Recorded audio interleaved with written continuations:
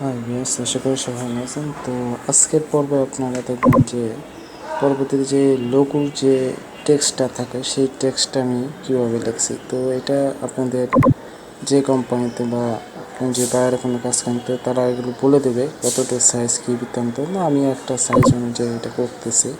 তো আপনারা এভাবে প্র্যাকটিস করলে অবশ্যই বিজনেস কার্ডের ডিজাইন নিয়ে আপনাদের কোনো চিন্তা থাকবে না। তো আজকের পর্বে আপনার যে বিষয়টা দেখবেন যে টেক্সটটাকে আমি কীভাবে